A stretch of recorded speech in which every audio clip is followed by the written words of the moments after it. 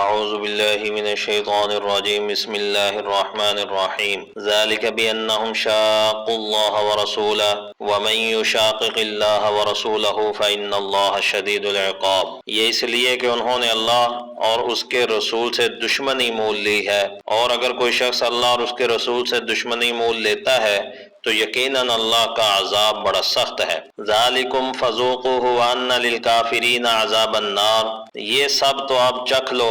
اس کے علاوہ حقیقت یہ ہے کہ کافروں کے لیے اصل عذاب دوزخ کا ہے۔ یہ آیات بھی سابقہ مضمون کے ساتھ وابستہ ہے۔ کفار کا، مشرکین کا جو حال بدر کے اندر ہوا، اور اللہ رب العزت نے فرشتوں کے ذریعے مدد کی، مسلمانوں کی مدد کی، اور اللہ رب العزت نے جو ان کا حشر کیا اس کا انجام بتایا کہ ذالک بانہم شاقوا اللہ ورسولہ، کہ یہ جو ان کا حشر ہوا ہے یہ اس لیے ہوا کہ وہ اللہ اور اس کے رسول کی مخالفت کرتے تھے۔ وَمَن يُشَاقِقِ اللَّهَ وَرَسُولَهُ، اب یہاں سے ایک عمومی بات فرمائی ہے کہ جو شخص بھی اللہ اور اس کے رسول کی مخالفت کرے گا اس کے لیے ہمیشہ رسوائی اور ذلت ہے، دنیا کے اندر بھی رسوائی اور ذلت کا سامنا کرنا پڑے گا، اور آخرت کے اندر بھی اس کو رسوائی اور ذلت اور آخرت کا عذاب۔ دنیا کے اندر جو ان کو رسوائی پہنچی ہے، جو ذلت اٹھانی پڑی ہے، یہ تو دنیا کے عذاب ہے، یہ تو دنیا میں اللہ کی ایک پکڑ تھی، اصل میں آخرت کا عذاب ہے، اصل عذاب ان کے لیے اللہ نے آخرت میں تیار کر رکھا ہے۔ تو ان دونوں آیات کے اندر اللہ رب العزت نے ان کے لیے جو عذاب اور ذلت اور رسوائی مقدر ہوئی اس کی ایک بنیادی وجہ بیان کی ہے کہ اللہ اور اس کے رسول کے ساتھ انہوں نے مخالفت مول لے رکھی تھی۔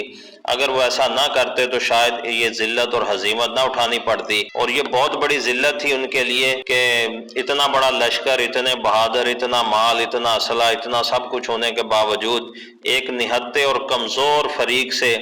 ایک ایسے گروہ سے جو تعداد میں بھی کم تھے، ہتھیار بھی نہیں تھے، نہتے بھی تھے، سب کچھ ہونے کے باوجود وہ ان سے شکست کھا کر وہاں سے لوٹے، مارے بھی گئے، گرفتار بھی ہوئے، اور بہت بڑی ذلت اٹھانی پڑی، اور پھر بڑے بڑے نامور سردار جو تھے، سرکردہ لوگ تھے، وہ مارے گئے اور کچھ گرفتار ہو گئے۔ تو یہ بہت بڑی دنیاوی ذلت تھی ان کے لیے، تو آخرت میں ان کے لیے الگ سے عذاب ہے۔ البتہ یہاں پر اللہ رب العزت نے دو چیزیں، یہاں سے جو مضمون شروع ہوا تھا کہ اذ تستغیثون ربکم فاستجاب لکم انی ممدکم سے لے کر ذالکم فذوقوا یہاں تک جو مضمون آتا ہے، اس کے اندر دو قسم کے لوگوں کا اللہ نے ذکر کیا ہے۔ اس کو دیکھا جائے تو ایک گروہ وہ جس نے کمزوری، عاجزی، انکساری کا اعتراف کیا اور اللہ کو اپنا مددگار بنایا، اللہ کے سامنے عاجزی کی اور اترائے نہیں اور تکبر نہیں کیا اور بڑھ کے نہیں ماری اور بڑے بول نہیں بولے، بلکہ عاجزی اور انکساری کی۔ دوسرا فریق جو ہے وہ مشرکین کا ہے، جنہوں نے تکبر کیا، بڑھ کے ماری، بڑے بول بولے، اپنے آپ کو بڑا سمجھا اور سمجھا کہ پتہ نہیں ہم کیا کر لیں گے۔ تو جنہوں نے عاجزی اور انکساری اختیار کی ان کی اللہ نے مدد کی، جنہوں نے تکبر کیا، غرور کیا،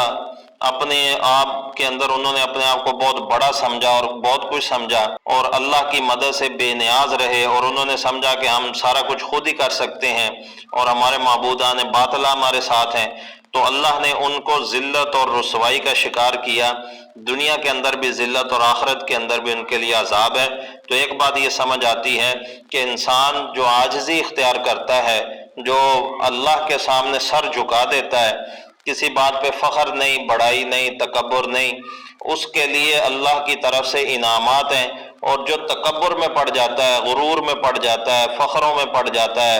کسی تعصب کا شکار ہو جاتا ہے اور وہ اپنے اندر کسی بڑائی کا شکار ہو جاتا ہے، بڑے بول بولتا ہے، اس کو تو بہت جلد ذلت اور رسوائی کا سامنا کرنا پڑتا ہے۔